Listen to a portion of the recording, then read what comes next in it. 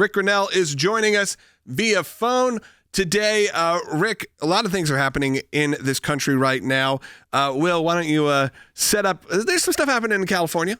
That's right. We have to go to our national California correspondent whenever we see something happening out of that great state. So, Rick, Gavin Newsom, who's been kind of trying to court MAGA to some degree through his podcast, but now at least trying to be friendly. He's announcing that he's suing the Trump administration over the tariffs because it's going to harm California's economy so much. Ignoring the fact of all the things that Gavin Newsom himself has done to harm the economy of that state. But what's your take on this? Yeah, here in California, Gavin is being wildly mocked for this because he's probably the poster child for all 50 governors to show people what not to do with the economy. He's literally chased out our businesses. We've had people fleeing, businesses fleeing, jobs fleeing for the last, 7 or 8 years. So most of us realize is that when it comes to the economy, you should do the exact opposite of what Gavin Newsom says. The fact that he doesn't see the strategy that Trump has on tariffs doesn't surprise anyone. He doesn't have a strategic bone in his body. So he thinks that, this the tackling of the tariffs is a bad idea. But remember, the fact is that his own party is on the record as talking about how unequal the tariffs were and how someone needs to take them on. Nancy Pelosi has been screaming about it for a long time. And so he's missing the strategy, but it doesn't surprise anyone that he can't see it. Yeah, I mean, the way he's presenting himself is sort of like the president of California, the king of California, the way he's even treated, say, we're the biggest economy. Look, and I'm not downplaying that, and California is wonderful, and we love it. And just like, look, we saw people in the last segment saying, hey, we're going to start boycotting Massachusetts because of what they're doing to the pro-life pregnancy resource centers. We don't say that here. We actually think there's always opportunity to help. And there's obviously great people like Rick and people in our Massachusetts offices who do great work, and they're not represented well. And they're not represented well, and you have someone like Gavin Newsom who seems to just kind of go where the wind takes him.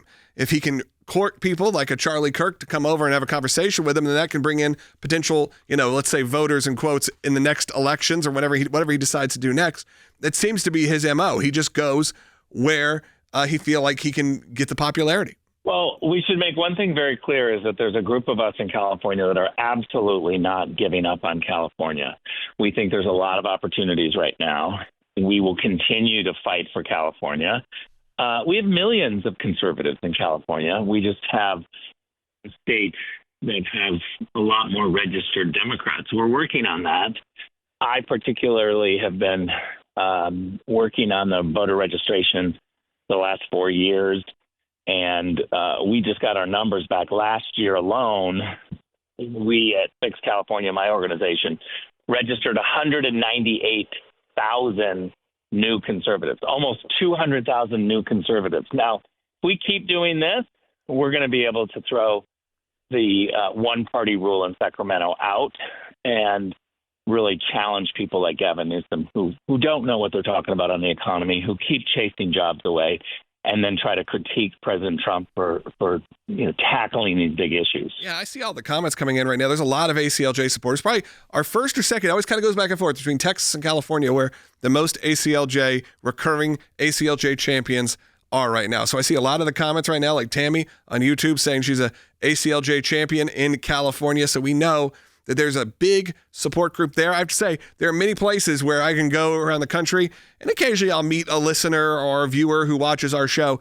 If I go to certain areas of California, it becomes overwhelming the amount of people that do watch this show each and every day. So I want to definitely thank our California supporters and those who are still sticking up for the cause. And when you support the work of the ACLJ, of course, that's around the country and around the world. It's not just picking and choosing areas that are more red or that, a lot of times we're stepping into places like in Massachusetts that are certainly more blue, that we have to go and stick up for those millions of people, like Rick said, in California even, that are more conservative and are Christians, and that's what we have to deal with. But I wanted to make sure that that was clear. We are so excited to announce the ACLJ's brand new app, completely redesigned to provide you with the best tools available to partner with us at the ACLJ.